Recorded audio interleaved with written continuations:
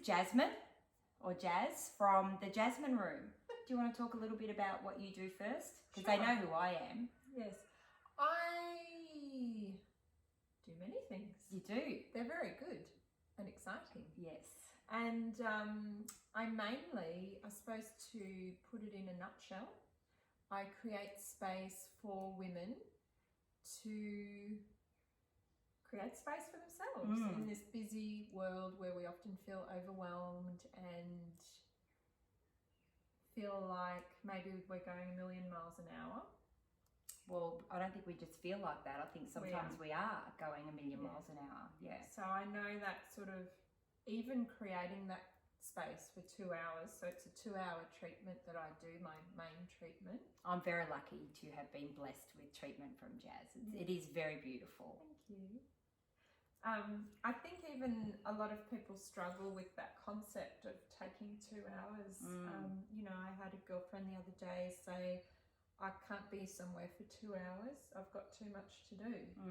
And I think that's a real reflection of, you know, how we do feel when we take 2 hours out of our very seemingly busy lives. So previously to this business, I had another business which was also very heart-centered, but far too busy. So I made a conscious choice to sell it and start something where I could actually have space.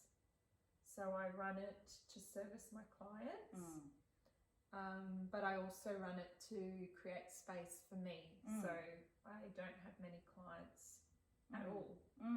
So there's lots of time for me to be a mum and to look after myself and do all of those things. So I walk my own walk as well. I think previously I was doing a lot of heart-centered things, but maybe getting a bit lost in the fist pumping and the women can do everything. The hustle. Yes. Gotta hustle. That's definitely not my favourite hashtag. No, I'm not really into the whole hustle thing anymore. Although they do talk about if you're going to succeed, you have to hustle. Yes, no, that's not true. No. Well, what is success? Exactly. Well, success can be financial, it can be power, it can be peace, it can be fulfillment. So it's different for everybody. So yes, if you want to make $1 million and be a CEO of a company, then maybe you do have to hustle.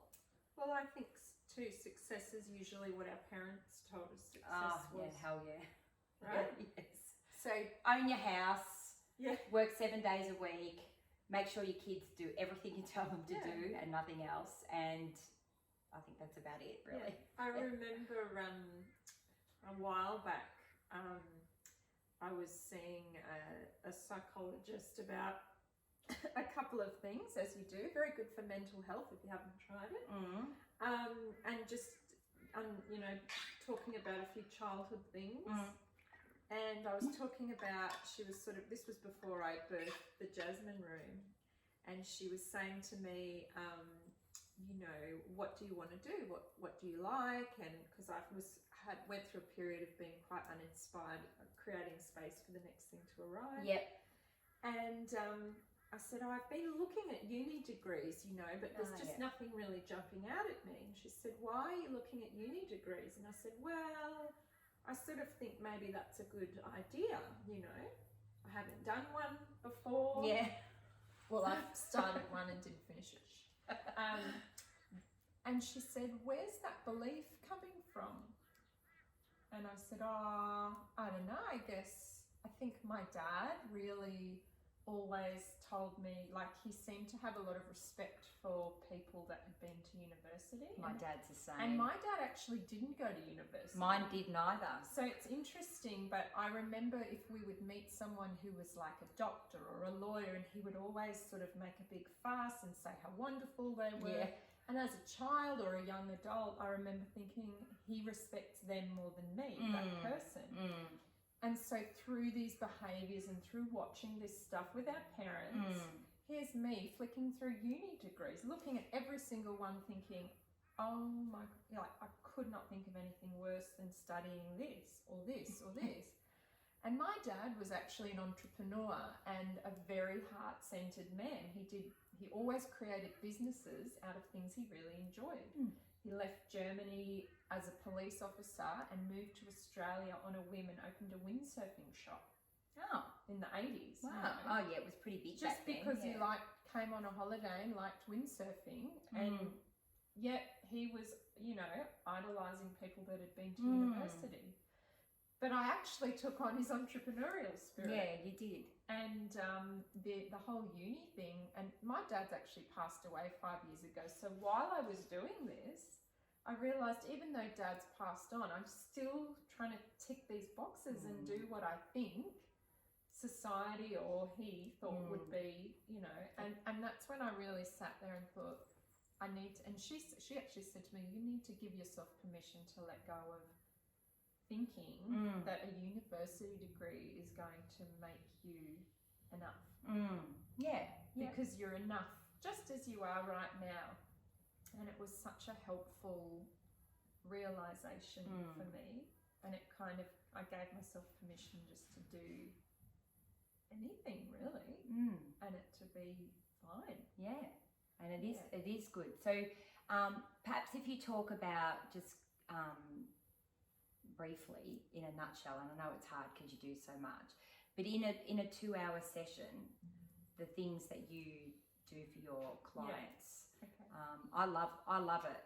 Like, to me, finding 2 hours, it's easy. It's like, for me, that's easy. I would do it every week if I could. Yeah. Because first of all, I love what you do for me and how I feel when I leave. But second of all, I know it's really important for me to do that for myself. So,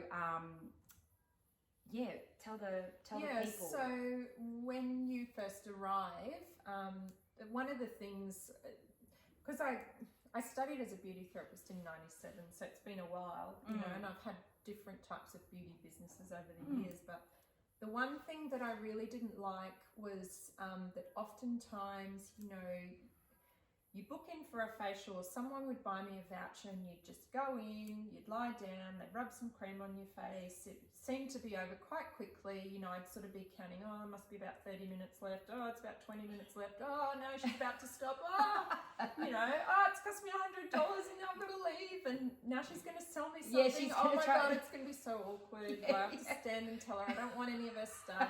Yes, we've all been there. Awkward. Oh, and just, I think it turns people off, you know, and not to mention then you've got to navigate a shopping centre on your way out, or you might run into someone and you've just had a facial, you're nice and oily, you know, that's fine, but, you know. Yeah, your hair's all like this. Yeah, it's just a bit, Anyway, so for me, I really wanted to create something that when I was overworked, when I was overwhelmed, when I had anxiety, when I felt a bit crappy, something that would have helped me. And so the idea was birthed from, as it usually is in heart-centered businesses, from a need that isn't met maybe in the community by anybody else. So there may be other people doing similar treatments out there, and I'm sure over the world there are. Yeah, of course. But I don't know anyone, or I would be going to them. Yes. Like myself, because I can't go to me and have treatment, right? I could try. Maybe it'd be very relaxing. Maybe I could teach Rosa. Maybe. Oh, she's my student in training. Yes. Anyhow, so basically, the number one thing I wanted was when someone comes in, I want to connect with them on a heart level, and that means saying, you know, how are you today? But not just how are you, Rosa? Yeah, I'm having a great day. It's nice and sunny out there. But like, how are you? How's your energy? And it's, you know, there's no right or wrong answers for my clients. It might be, I feel like, you know, I'm totally depleted. I've got my period. I'm really run down. I have, you know, I'm feeling sluggish from all the Christmas eating.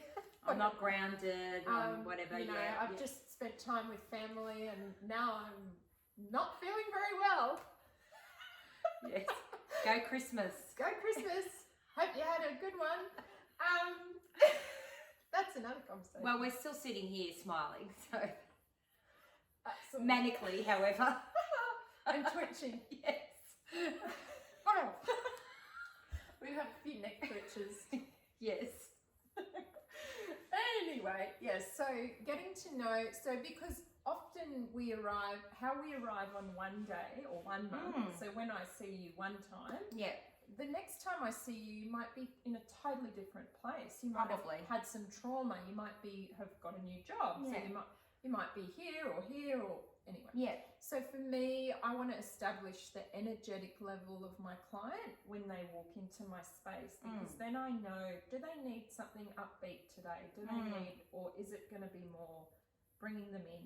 Like, which chakra are we going to work on? So looking at, is there been maybe some loss or pain? Are they struggling with their confidence? So I establish how I'm going to do the treatment intuitively by how I feel, and a lot of it is just how I feel with the person in the room. So someone can be telling me, I'm really great, I'm feeling really good, I'm awesome. and I'll be like, not so sure about that. Yeah. So, or vice versa, you know, they might, you know, it's energy doesn't lie. No.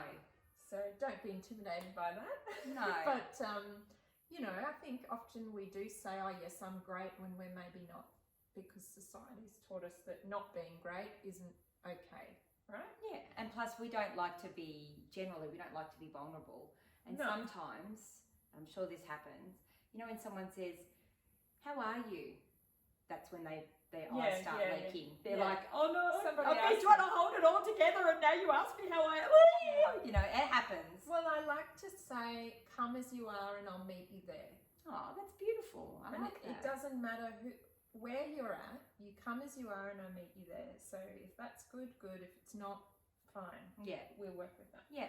So then once we've had a bit of a chat, I just do a card. So you choose you get a card and it's got a bit of a reading on it. So it gives you a bit of more insight. And then we choose a crystal to work with, and then you lay down. Then I start with a meditation. So just, it goes for about 20 minutes. And we just work through the chakras. And It doesn't feel like 20 minutes. It feels like about 5 minutes when you're on the table. Oh, does it? Yeah, it flies. I think it's actually longer. I think it's more like 30 minutes. Well, it just flies anyway. It doesn't seem like that. But basically what we're trying to do in that meditation is we're trying to remove the physical body from the space and just really tap into the energetic body. So that part of us that is intuitive, that feels, that exists, that's so much bigger than the physical body lying on the bed. So we start to expand our consciousness and really start to relax and remove all of the physical worldly stuff. Yeah. Right? Yeah.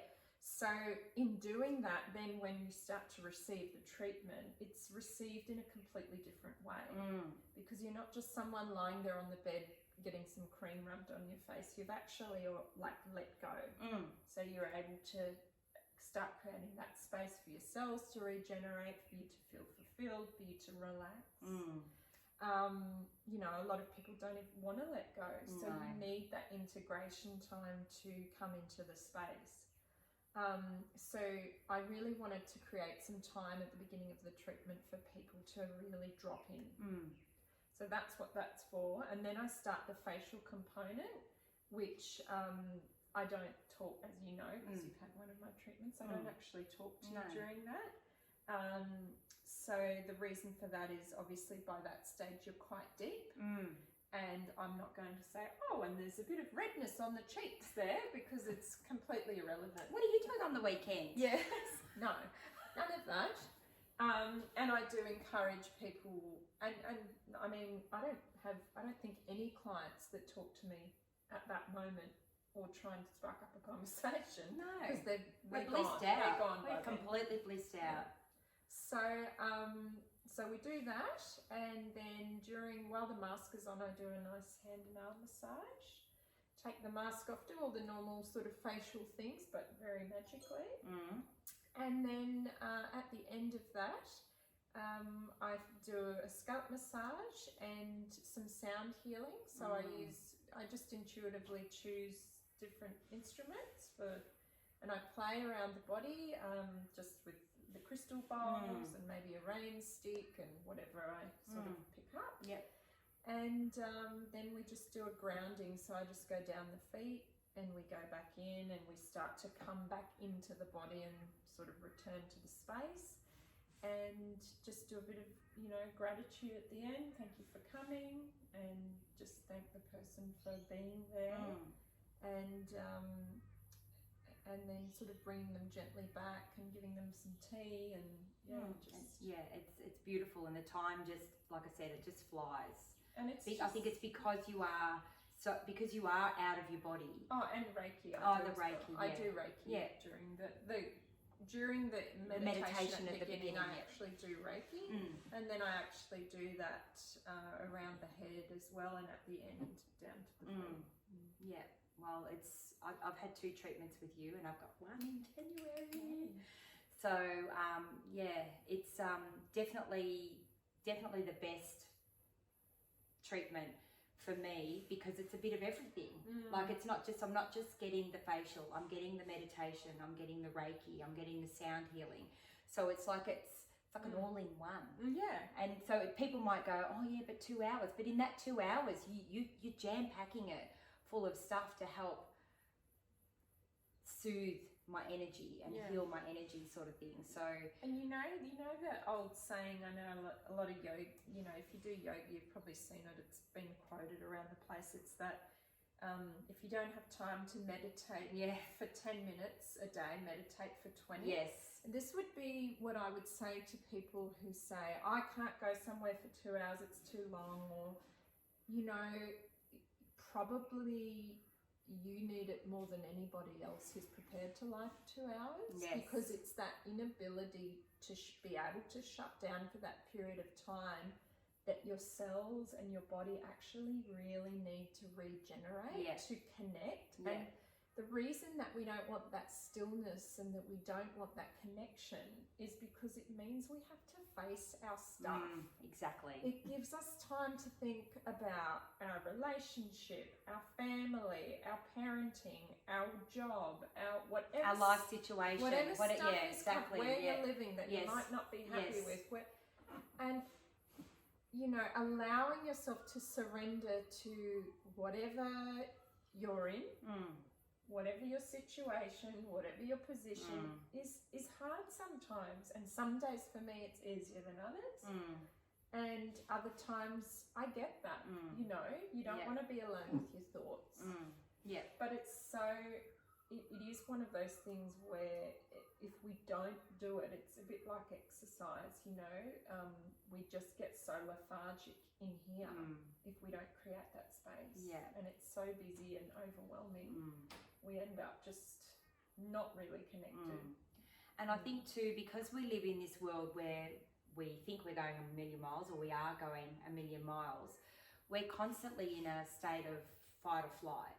And what that means is we're constantly pumping adrenaline through our body, which is not good for our body. That's how people get adrenal fatigue, chronic fatigue, all these sorts of things, because they're not taking, because yes, obviously sleeping is a time when we heal and we restore, but a lot of people don't have restorative sleep. So if we can find these little pockets of time here and there where we are still, where we are quiet, where we're not moving our body, and yes, we might have thoughts in our mind, but we're actually resting, this is how we can try and find a little bit of balance in our life. Yoga, you know, when you have the relaxation meditation at the end, the ones that roll up their mats and scurry out the door before it starts, mate, they're the ones that should be staying. Not the ones that are there with their blankets and their socks and they're like, yes, baby. It's the ones that are like scurrying out the door. Oh my God, there's no way I can sit still for 5 minutes. Mate, you need it. But I think too, there's a bit of a glorification of being busy, in the sense of if you're busy, then you're successful, then you've got lots of friends, or you've got a very busy job, or you're being a successful mother, taking everything. I think there's oh no, possibly I couldn't, I'm too busy. There's a glorification with it. Whereas I think that there's a bit of a label of being lazy, for want of a better word, if you're, but your house needs cleaning and you're sitting out in the garden meditating, what, you know? So I think there's still, and I think too, that meditating thing, it's still a little bit in that realm of woo-woo. I think more people are starting to talk about it and do it, but I still think there's a little bit of a woo-woo label to it. I think too, people are scared of the word meditating. I agree. I think it's like something that you have to go and do a course and learn. Or you have to be a monk on the top of a mountain. Do you know something. what you can do if you want to try meditating and see if you're any good at it? And trust me, everyone can do this. There's no course you have to take. There's no book you need to read. All you need to do, and this is a really easy way to get started, find one track, one song that you like, that chills you out. Like, could be anything. Just one track, and the type of music that makes you happy and feel connected to who you are. Right? Not heavy metal? Could be. Doesn't really matter, I right? know, but I could not. No, not heavy metal, but hey, yeah, true. Well, might might be heavy metal. Maybe that's your thing, Yeah. right? And this is just a starting point. Put it on, sit down somewhere where you're not going to be disturbed. You know, maybe try and do it after your kids have gone to bed. If you've got kids, before they're awake. I have 2 boys, you know, I don't sit down to meditate when they're around because 9 times out of 10 I get poked on the shoulder and there's just no point. So wait till they've gone to a friend's house or whatever. We've all got 5 minutes, everyone. Yes. I mean, if your children aren't sleeping at least 5 minutes a day, there's something going on. There's something wrong. You need parenting help. Okay? So don't give me none of that. We've all got 5 minutes. Put on this track, sit down somewhere. You don't have to sit cross-legged on a grass mat from Tibet. Could be like this. You might just sit like sometimes this. I do sit on the couch and do my meditation. Put your headphones in. If you want to do it in silence, you can do it in silence. For a lot of people, silence is intimidating. I'm going to help you with silence in a minute. I'll just do this one first. Okay, go. So put in your, if you want sound, put in your track, Sonessence, Sonessence. She's beautiful. Is amazing. Yes. She has the most amazing meditation tracks that actually work on the brain waves to actually bring the brain waves. They're called meditones. Yes. Meditones, amazing. Yes. Amazing. So meditones, you can actually get an app in the App put a Store. link? Yeah, I'll do a link to this as well. Yeah, because I really love Tali's stuff. It's amazing. And I use her music in my room as well. And that's what I generally meditate 9 to. out of 10 clients fall asleep to it. It's amazing. Yeah. So that's a great one if you're looking for specific music. But you can also look at music for brainwave activity on Spotify, and I'm sure there's heaps. There's also an app that I use called Insight Timer that's free, and that has a heap of like the theta waves and the beta waves and all that, and it has chimes and singing bowl, like so many, like it's got thousands of free meditations. Yeah, and that's good too, because if you say, I've got 10 minutes, you can set a little bell just to go ding at 10 minutes, and then that's it. So you don't have to look at your phone in between. But just, let's say for argument's sake, you've got some heavy metal, and you're going to headbang. No, you're not headbang. So you put your headphones into your song, sit down on the couch, and just try to close your eyes and just listen to the song. Just listen. Try not to move your body. If you need to, you can. But if you get like a dead leg, it's not going to fall off. Promise. It's just that's just the mind trying to say, I'm going to move my leg now. Yeah. So just try to sit as still as you can and just really be in that moment with your music. That's meditating. Yep. You can meditate walking down the street, listening to birds. You can meditate at the shops, observing people. You can meditate. Sometimes I'll sit upstairs and look out the window, just watching the leaves moving on the trees. When I was 19, I used to be a flight attendant many moons ago. I remember going on a trip with a man who was a yogi, and he said to me, every time you have a cup of tea, it's an opportunity to meditate. You stop talking, you hold the tea in your hand, you feel the warmth of the cup, and every time it touches your lips, you focus on, it's just mindfulness. Mindfulness, yes. And you can do, but doing this 5 minutes with a song is a great way to start. If you feel like that's too stimulating for you, and or maybe you've tried that and you want to move to the next sort of level of meditation, take the music out and just sit and listen. And you might hear a lawnmower going past, the dog barking, and you might, in your mind, so you take a seat in the mind. So you have your thoughts in the mind, the thoughts pass through. You step back from those thoughts and you begin to observe those thoughts. You're not judging them. You're not saying, oh, you're really annoyed by the lawnmower going past. Oh, there's somebody there. I can hear the neighbour yelling, or whatever it might be. As you hear that lawnmower go past and your mind says to you, oh, there's an annoying lawnmower going past, you're just observing that thought. Yeah. When you begin to observe your thoughts, that's when you begin to really understand self. Because you start to understand things about self. So thoughts might come up, that man really annoyed me yesterday, or that thing I'm doing with my kids isn't working, what am I going to do? I feel stuck. And that's when we start to process how we actually feel. And the reason people don't like doing it is because it's really uncomfortable, because we need to start looking at our shadows. And that's, getting into shadow work stuff. But that's what stillness creates. It creates space for sound. It creates space to look at our lives, to reflect on our lives. And honestly, like anything, it's baby steps are the best. Yes. There's no point saying my New Year's resolution is I'm going to meditate for an hour a day. Don't do it for 2 days and go, I'm terrible at it. Yeah. Maybe as a starting point, it might be I'm going to do 5 minutes a week. Yes. On Mondays, when the kids go to bed, I'm going to do a 5-minute meditation for a month. Yeah. And then the next month, it might be 5 minutes 2 times a week. Yeah. You know what's achievable. You know a good starting point. Choose that. Yeah. Don't create this difficult thing or things you have to be or do, and don't make it hard. Your meditation might be going out on your surfboard. Your meditation might be going for a walk without speakers in and listening to the sounds around you. It's not the same for everyone. One of the things that I tell people is, because I think a lot of people think that meditation is when you have silence in the mind, and so as soon as they start hearing their thoughts or their voices or whatever it is, oh, I'm shit at it, I can't do it. You can't actually stop your mind from thinking. That is your mind's job. So like you said, it's just about observing that thought.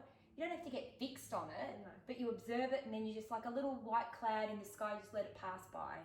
And then I always try to come back. If I find myself starting to engage with the thought, I just come back to my breath and just notice my body. Like I might really focus on my breath in and out of my body to try and distract myself. But sometimes I have my biggest brainstorms while I'm meditating. Or like you said, I'll unearth, I'll be like, I'm feeling whatever. Yeah. And then you sit down and you're like, oh, now I know where it's come from. So it's not about so much silence of the mind, but you try to still the chattering, that monkey. Well, it's kind of like going out for tea with yourself. Yeah. Yes. So we have a cup of tea, we vent, right? Yes. To each other about stuff, as you do with your girlfriend. Yeah. When you meditate, you have a cup of tea with your own self. So you basically have a conversation. A thought comes up and you go, okay then. Yeah. What happened there? But you actually know the answers. Yeah. When you're connected with your intuition, anything that you say to me, most things, either I'm going to disagree or agree, but the times that I agree are because I have a knowing of those things. Yes. And I'm looking for validation from my own knowing. So by meditating more, we learn to trust our own knowing, which is the only thing we ever can trust, because we're all so unique and individual. Yeah. So trust that you know the answers, even though you may not like them. Yeah. And that's the other thing, you might be in a toxic situation in some area of your life, and you don't need to have a coffee with someone to have them tell you you really need to leave that job or whatever it is. Yeah. You know, and you know if you sit down long enough, it's going to make you really uncomfortable because you don't want to look for another job because that's going to uproot that, and then you might have to move and all those other things. So don't be afraid of, you know, owning your own story. And we're all going through this stuff. Yeah. You know, I'm not sitting here going, I'm amazing, I meditate every day and I've got it figured all out. You know, the reason I meditate because I don't have it figured out. Oh, yeah, 100%. But I must mention too, meditation is a bit like exercise in the sense that I'm sure you all know that feeling when you maybe haven't had a workout for a while and you go and do something, whether it's a swim, a walk, and you come home and your body's a bit achy and you're like, oh, that was really hard. You can't really cheat with like being fit as far as, you know, you've got to kind of, if you want to be... You have to maintain it. Yeah, you have to maintain. So if you want to be at a sort of physical level of fitness where you feeling healthy and good, you've got to kind of go out and do some physical activity, right? Doesn't matter what it is. Yeah. And I'm talking about feeling good on the inside, like feeling strong and like maybe you could move house and move some stuff around. Yeah, and just feel good about, you know, your physical strength. Meditation is the same in a mental sense. So you can't cheat at meditation. No. The key to really tapping into it and getting the mind to be quieter, to be stiller, to be more peaceful, to feel more at peace, to have less anxiety, to not take things on as much is to meditate regularly. And I know when I haven't meditated regularly. Yeah. Yeah. It you know, this time of year is really hard because I meditate a lot. And when I have my kids at home every day, I don't do nearly as much. And the first thing I said today when I came in to see Rosa is, I haven't been meditating enough. I'm all over the place. You know, you lose that so quickly. And it is training the mind to be still and be calm and to process differently and slower. And it is hard to be still and calm in this world that we live in. It is. Because there are a lot of demands and expectations. I think learning to say no is a big one. I mean, I had a few text messages last night. It's really odd. You know, sometimes you'll get like 4 or 5 people. Do you get this? Like all messaging you at the same... No, not... Just like, oh, it might be time for a catch up. And then like, you know, and I was like, oh, geez, 5 people messaged me for, you know, to catch up, which is wonderful. I'm very happy about it. But there's no way that I can say, I like every single one of them, but I can't say yes to all. Oh, yep, I'll see you all tomorrow, or you can come tomorrow and you come in the afternoon and I'll see you on New Year's. And, you know, so I just message back and say, look, it's a really busy time of year. I'll let you know when I'm free. I've got the kids at home, and it's just, you know, I've got, and that's, I don't want to be this busy. And I think too, and we were talking about this with regard to Christmas expectations and familial expectations and commitments and responsibilities. That thing where, and catching up with people because it's Christmas, and that expectation that if we say no to people, that A, they're not going to like us, B, we're not validating them as a person. But sometimes those people, well, it's not our job to validate them for a start off, but they also don't actually mean anything to us. I mean, we care about everybody, we love everybody, but that person, how they feel about us, it doesn't mean anything. So there is that big expectation where even if there was someone that you didn't like how do you say no, and then it's like, oh, they're not going to like, oh, they're going to be offended. And because I know, for example, my partner coming from an Italian background, you say yes to everybody, because what if they think you're rude?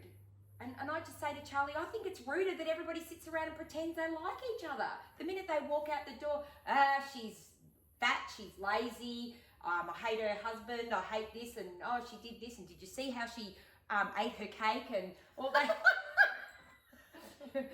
Which I noticed you haven't finished, by the way. So I've said, you know, I'm very dainty, you know. I can't even get it on my spoon. Oh my God, look That's at that. suitable. Crumbs everywhere. But yeah, it's, to me, like, I'd said to Charlie, I'd rather just be polite and say, no, thank you, I don't want to come. To me, life is too short. I'm sick and tired of spending my time trying to make other people like me. I don't need the whole world to like me. I don't have time for everybody. Like, Do you know what? I only have time for a few people that get me. When that really hit home to me was when I lost my dad 5 years ago. And obviously it was me, my sister, and his partner and her daughter that were pretty much at the hospital for the last year. He was sick for about 5 years. You know, most days we take turns, so we do tag teaming, you know. So we'd go, and he had had a lot of friends in his life. He was always doing things for other people, you know. Often to the detriment of the family even, you know, like making sure other people were happy, and very, very generous, very giving man. And, you know, lent a lot of money to people that never got paid back, things like that. Like, you didn't really care, you know. And there were 3 people there, out of all the friends that he made, there were 3 men that came sort of regularly to see him. So one was his brother that came with him when we immigrated. Another was a friend that he'd had from, you know, the early 80s when we moved to Australia as well. And the other one was another guy that had sort of come and gone over the years. And these people would come regularly to the hospital and visit him. And when he passed away at the end, I remember there was maybe 5 of us or 6 of us in that front room. And the 2 men that he was friends with were crying. And his brother was crying, and Janine and I, my sister and I, would sort of cried a bit. And I remember sitting there going, this is it. Like, when you die, there's a very small group of people that are really affected by you leaving this earth. And you know, at the funeral there were a lot of people that came, and I'm not saying, you know, they didn't like him or that he didn't, you know, affect but their I lives. know how many times he would leave mum at home with us to go and help somebody else. You know, and make sure they were okay. And I remember mum being upset by that, you know, at times. Yeah, fair enough. Not because he was a bad man, No. just he was always worried. Putting other people before his own family. He was. And I think it was that wanting to be liked. Yeah. He was well liked. Yeah. But I think when it comes down to it, and it's not about going around being rude to other everybody you don't like. No, of course not. But that energy and that time that we focus on, you know, where we try to catch up with everyone and show up for everyone, you know, it can be so draining when there's no deep connection with certain friendships. And yet I'm guilty of this, you know. I've continued on friendships that I know have passed their use by date, where someone's come into my life for a season and it's been great, but I know that we've changed, we're different, and it's time to release. And I've had trouble with it. And I've learned now that that's okay. Yeah. And that there's very, very few people that are with you for a whole lifetime. Yeah. You know? Yeah. And I don't think that somebody that truly sees you would ever be offended if you said, I just can't now. Yeah. If you were completely honest and said, I mean, you could even go as far as saying, look, I'm not in a good mental state. Yeah. I need some space to myself at the moment. Somebody that loves you will be like, is there anything I can do? If not, you call me when you're ready. Yeah. And I think for me, I shouldn't say I'm working really hard at it, at actually getting those people close to me, but I think I'm very mindful now of the energies that I let into my life, because I want to have people in my life that I can say, because I do get anxiety and stuff like that, where I can say, look, I'm just not in a great place right now. I just don't think I'd be much company. I want to have those people in my life.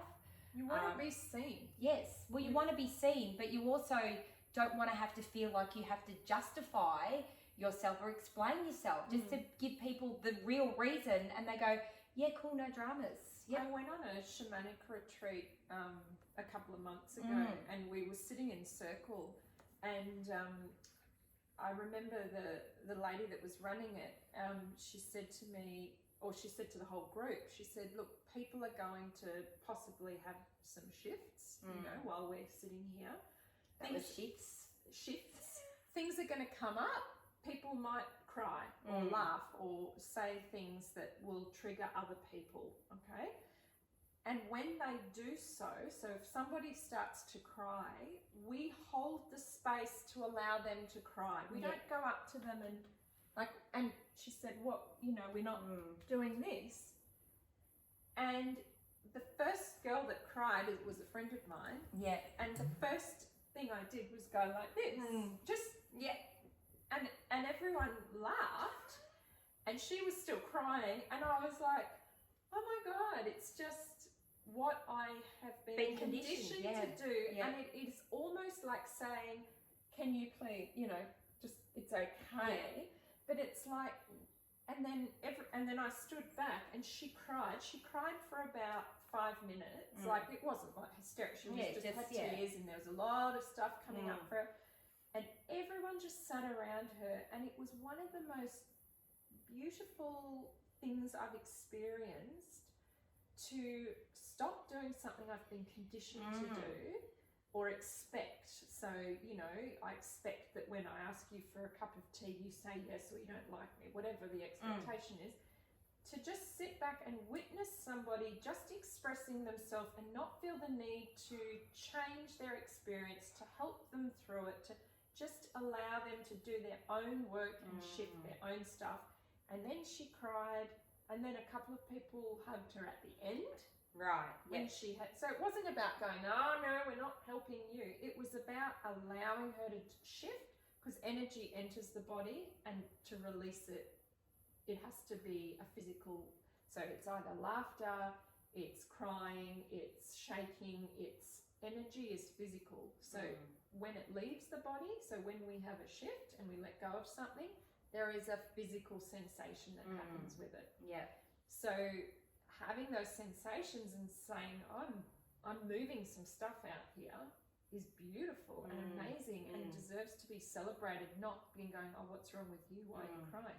I mean, I don't know if you've had, you know, relationships like that with either parents, or, I mean, a lot of boys get that, oh, there's no need to cry, you know. Be a big boy. You're a big boy now. Yeah. But even, like, as you know, I was saying before, showing of emotion, people are like, oh, what's going on here? You know, I know, I sometimes around family, everybody starts looking at the floor, like they're upset, or, you know, this is a normal human thing. And this is why people are getting sick, because they're suppressing their emotions. Absolutely. They get high blood pressure, cancer, stomach ulcers, all these things that happen, migraines, because we're suppressing everything that we're feeling, because we don't want to make other people feel uncomfortable. We don't want to appear vulnerable.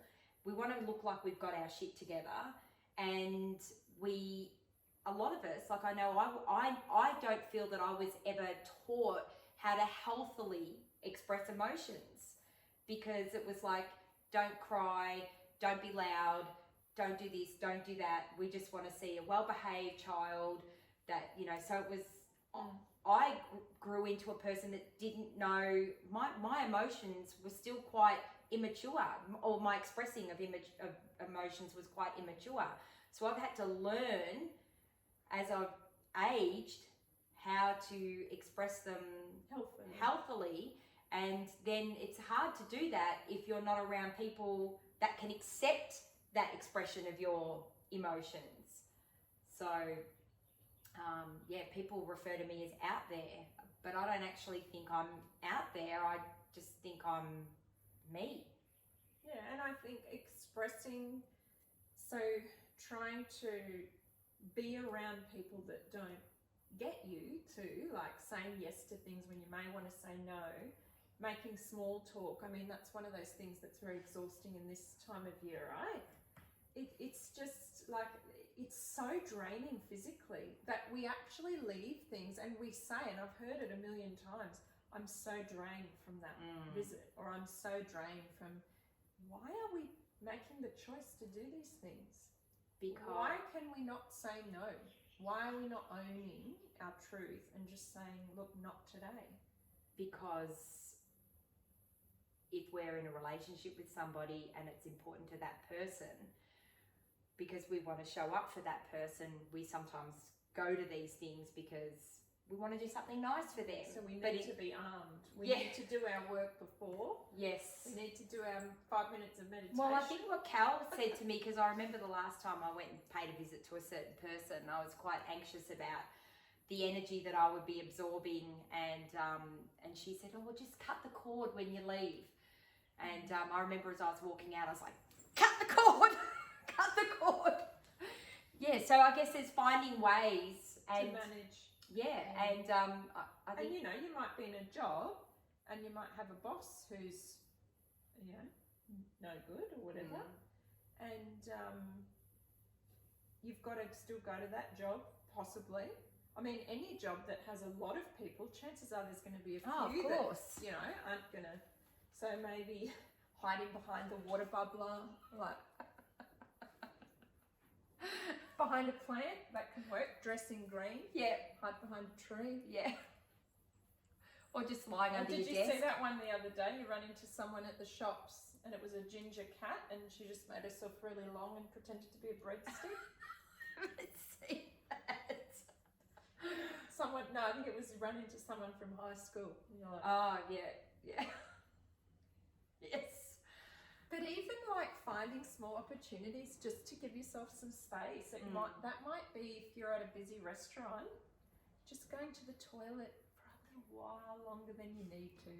Or just saying you need to get some fresh air, you've got a bit of a headache and you can go, And maybe just go for a little walk and come back 10 minutes later and just do your breathing and come back and... Or just don't go. Oh, God, just say no. Just say no. Say no. It is so hard though. It is so... It is hard. Yeah. It is hard. I mean, I have thought about moving out to the bushes and isolating myself. Is this okay? Or... Yeah, no, that's fine. I think more and more people are attracted to that kind of lifestyle because I think by nature, you know, the very way we're made up, the way we're living, especially with screens and just this I wanted to ask perfectionism. Can I ask you this question? Because you're having a social media break over the Christmas period, or I don't know how long. You didn't say how long, which is fine. I just do them as the energy. So how do you do that? Like, just delete it off your phone. Oh, is that what you do? Well, I haven't this time. No, because I had noticed you've sort of done one little thing every day. I shared. I'm not posting because I don't have time. I have my kids at home and it's the time of year where my husband's at home, the kids are at home, and we're having 2 weeks or a little bit longer of just family time. And I don't feel the need to, and look, you don't even have to announce I'm having a break. You know, you really don't. No. I usually put something on that says, look, I probably won't be on here that much. Just so that I do get a lot of messages through Insta saying, you know, can I have an appointment and whatnot, and I don't want people to think, oh, she's ignoring me. Yeah. So I usually just pop something up saying, you know, it's family time now, let's have a break. But you don't even have to announce yourself, you know. So I think if you're running a business like perhaps you are, it's probably a good idea. So I jump on maybe once every 3 days and just check that there's no kind of messages from somebody that urgently wants to maybe book in next year. That's just a courtesy, and then if I see something random, I might post to share it to a story, but there's no curation as such. I'm not writing posts or and also I think, do you find it hard though for you, social media is is it easy for you to just go, oh yeah, I'm only gonna do it because I have to? Do you have to actually stop yourself from going to check? No, that's good. You're a rare being indeed. I deleted Facebook off my phone maybe a week ago. Yeah. Facebook to me, look, I've got very mixed feelings about it. Some of them are political, so I won't go into that on this. And I'm sure I know from speaking to a lot of people that they're like, I'm not on there anymore. Like, I just check it. A lot of people are on Facebook because their school group is on, or their mother's group is on, or well, for me, Facebook all our family lives away, so I'm on there because it's a great way for me to have connection with my siblings and my nieces and nephews, and it's a great way for my mum to spy on me, you know. So yeah, and I think it works for some people, but you know, I think you do see it. Like, often I'll just be, you know, the other day I was just waiting for a juice at a juice shop, and I turned, you know, to look, and there was about 9 people waiting for their juice, and every single one of them was just, everybody's just scrolling and looking, and it's, I don't know what to do about it, and I don't know that it's really my job to do anything about it. It's not your job. But I want to be an example for my kids. And so to be an example of being connected and being available, I don't go on my phone when I'm waiting in a queue. I don't go on my phone when I'm at a restaurant. I don't sit on my phone when I'm at home. The only time I go and post is when I'm alone. So I don't do it around my kids. I don't want to be one of those mums who's just looking at her phone, and I've done it. Like, I've been on my phone while my kids have been around. I'm not saying I've never done it, but I've called myself on it when I've seen it happening. Yeah. Somewhere, I've been sitting somewhere and I've seen a kid trying to get their mum's attention, and she's been scrolling through Facebook, you know, because you can see people are scrolling. And I've caught myself in that thought of, that's really, like, it's just not okay. Yeah. Like, it's just, what are we doing? And that feeling, and then going, okay, you've realised, you know, this thing's come up for you, probably because you've done it. You're seeing somebody else doing it. You're realising that's affecting you, that you're not liking what you're seeing. Yeah. So stop doing it. Yeah. You need to stop doing it. So then, you know, for however many times I called myself out on it, I then made the decision that I was no longer going to do that. Same as people on their phones driving. We see it a lot. Yeah. You know, I think I was reading a text at the lights one day, and then, you know, this was whenever it was, a year ago, whatever, and then I saw somebody else doing it a week later and was like, oh, that person's on their phone at the lights, and I had to call myself out. I'm like, excuse me, but you did that last week. Why are you frowning upon that? You know? And then I was like, well, because it's really unsafe and really stupid, and she's behind a wheel. And then I was like, right, you're not doing this anymore. Yeah. Like, don't you ever in your mind judge someone for something and you go home and do it. Just don't. Yeah. So in those moments where we see things, where we see 9 people all on their phone waiting, and we think, this isn't connection, this isn't how human beings should integrate, and it feels wrong, and it feels disconnected, and it feels icky, don't do it. Let's recognise that stuff and start changing what we're doing. But look, maybe I'm the only person saying this. Like, maybe there's people watching going, well, I like doing it, so get lost. You know, maybe if that's your truth, cool. Yeah. For me, it takes, for me to see someone doing something, that trigger, that you seeing someone and going, oh, that person's annoying, is your own shadow. Every time. Every time. Yeah. I guarantee if there's someone in your life you don't like something about, on some level, you're behaving in that way. Yeah. And it's learning to call yourself out on that stuff and go, I'm not doing that anymore. So as far as social media, if I say I'm having a break, I'm having a break. Yeah. I'm not saying I'm having a break. I'm having a break. Yeah. And I couldn't possibly be present with the kids and my husband if I was just trying to post constantly, and so I don't even bother trying. And that is the thing. Many of us, you know, you spoke about meditation and mindfulness before. It is about being in the present. So many of us are in the past or in the future, and we're not really present. I know myself that I've been guilty of that, and I probably still will be here and there, but I try to be a little bit more self-aware of my practices. Like, I know quite often of an evening, if there's nothing on telly, Charlie will be on his tablet, I'll be on my tablet, and he's commented about it before, and I've said, but it's no different to if you were sitting there reading a book and I was reading a book. So it depends on, I guess, what you're doing, what you're engaged with while you're doing it, whether you are scrolling or whether you're reading a book or you're doing research. Have you, I think the question to ask yourself there is this a mutual thing that we're both happy to do and we have a healthy relationship? Yes. Or are we both on a tablet because we hate each other's No. guts and we don't, No.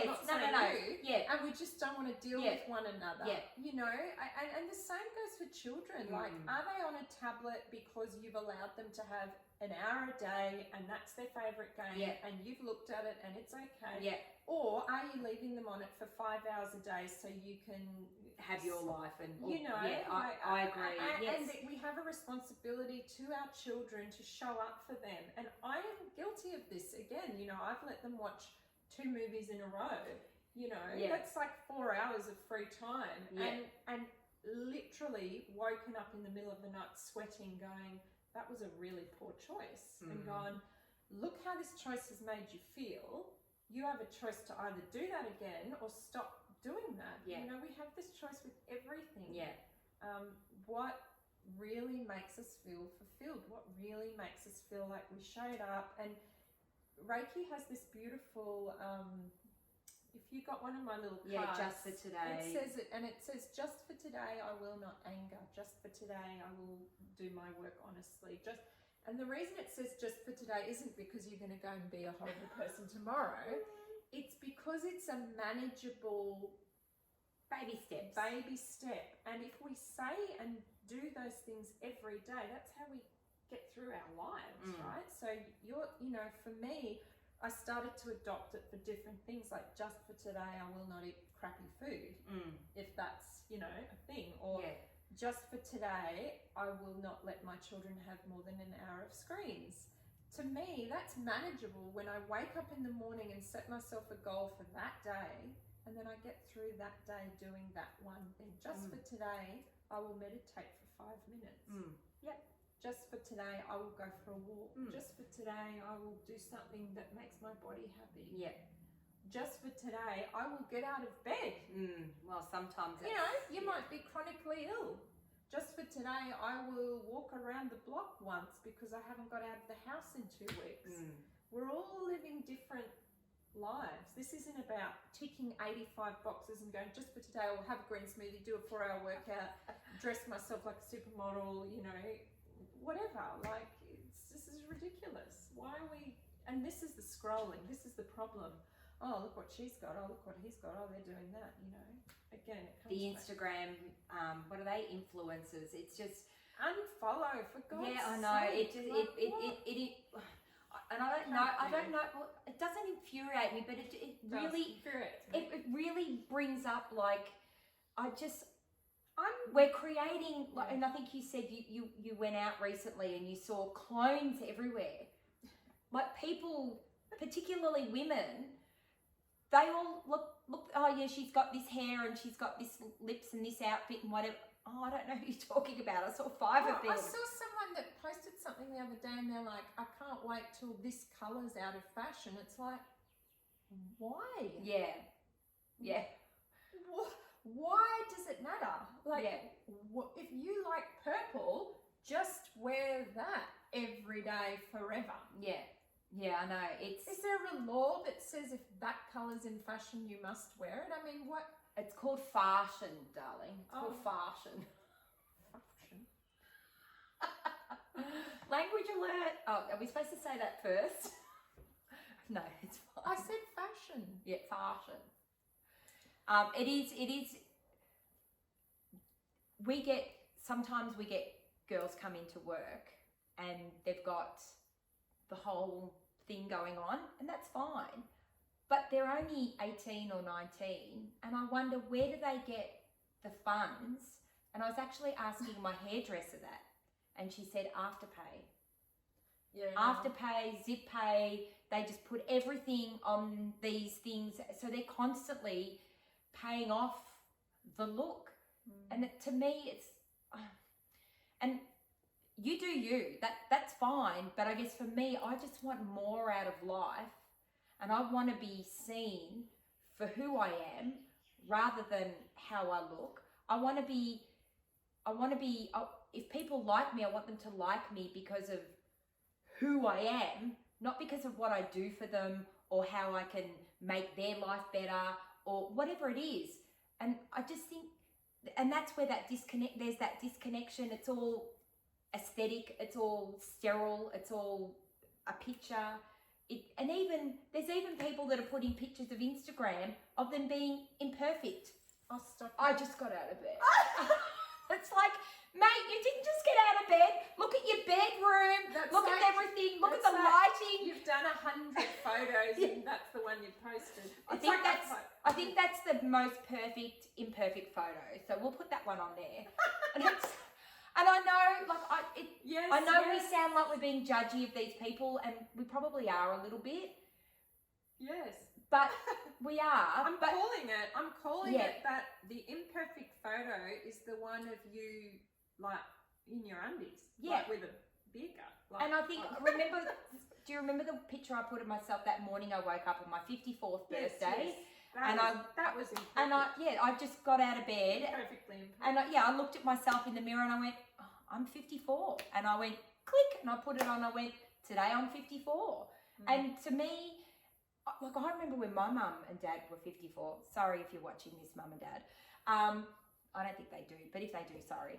I thought they were old when they were 54, but I don't think of myself as old. I got a pretty, not young, but I don't have an age. Like, my age is a number.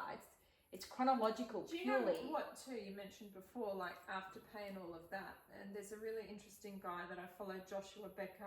You've probably heard of him. He's Becoming Minimalist. He's got a few books. Yes. He's wonderful. I love his work. But, you know, I think it was he who said, we don't pay for things with money, we pay for them with hours of our lives. I do remember you sharing that. Because, you know, if you go to a job and you earn $20 an hour, that's cost you an hour of your life, that $20, or however much you earn. It doesn't really matter if you're earning $300 and buying Versace, or you're earning $20 and you might be buying Versace as well, I don't know. Or $20 and you're shopping at Dottie or whatever. You know, it's relative, okay? So you're not paying $20 for a top. You're paying an hour of your life for that top. That's the exchange. The world we live in, our currency in this earthly life at this time and place in the universe is money, okay? Used to be gold coins and King Henry ruled or whatever, but now it's... And animals and services. We used to barter with products and but stuff. At this point in time, it's generally money. So if you've taken on 3 extra shifts so that for the kids or whatever, you've got mouths to feed, and this is, you can relate this to any type of income and any type of level. So, don't be too quick to say, oh, that doesn't apply to me, because this applies to everyone. Whatever you earn and whatever you buy, you're paying for with hours of your life.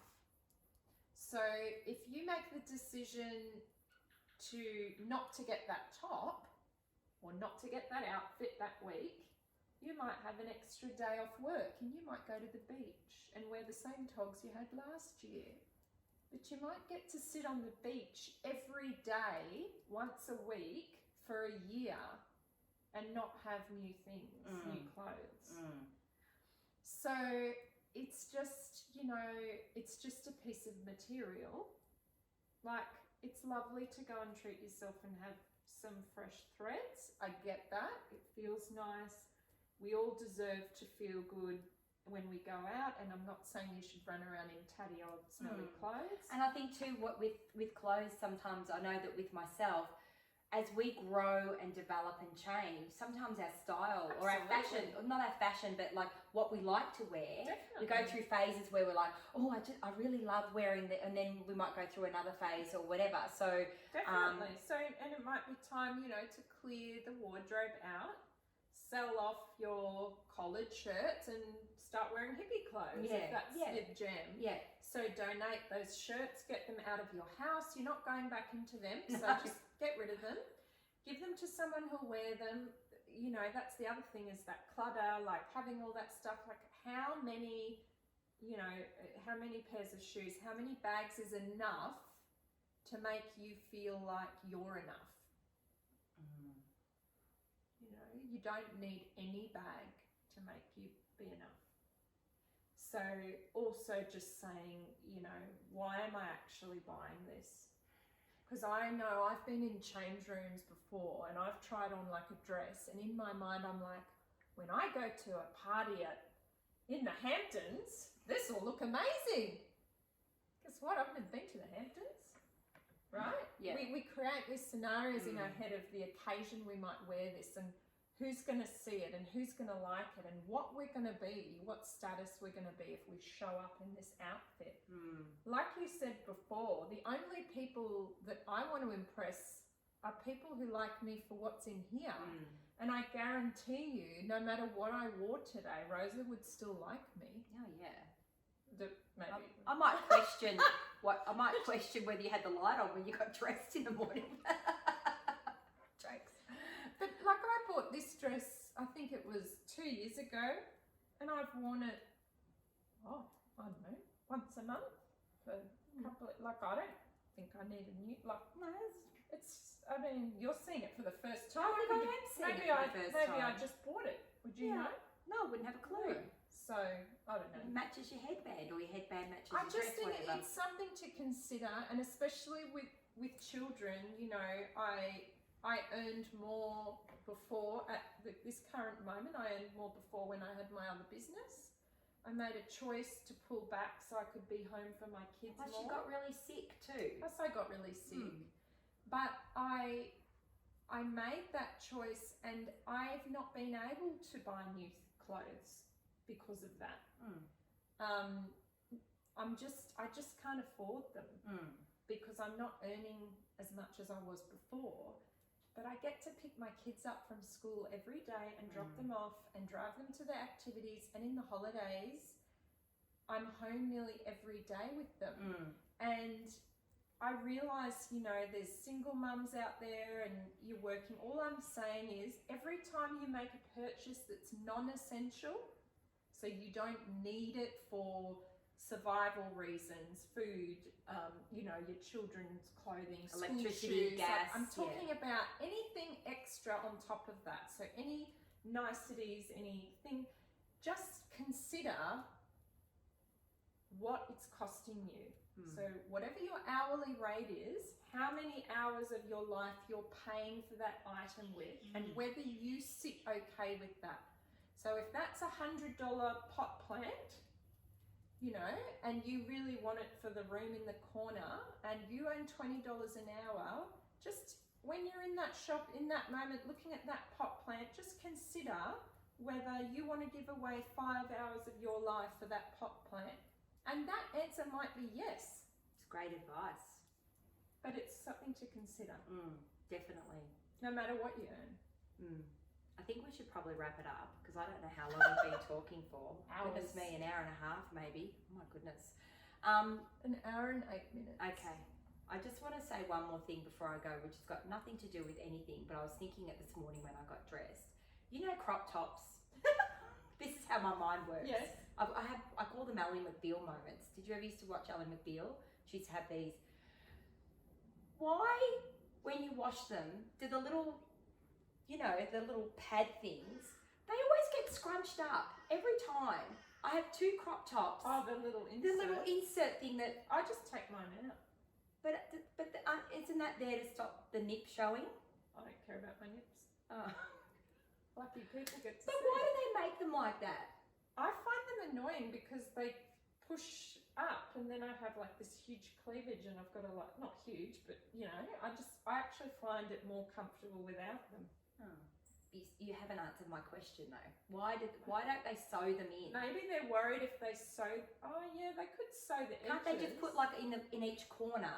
That would be like a little stitch. Are you listening, brands? Because every time I wash them, yeah, they get all, and then I've got to go in there. Maybe they do it so that people like me have the option to remove them. Well, why don't they make two styles, one with and one without? You might be onto something. Oh, yeah. Anyway, that's just It is something that's annoying. been. I have a lot of those little. If anybody needs any pads, I have the little. Why have you kept them? That's a very good question. I'm going to go home and throw them all away. There you Minimalism. Go. Minimalism. I'll give them to the needy. Yeah.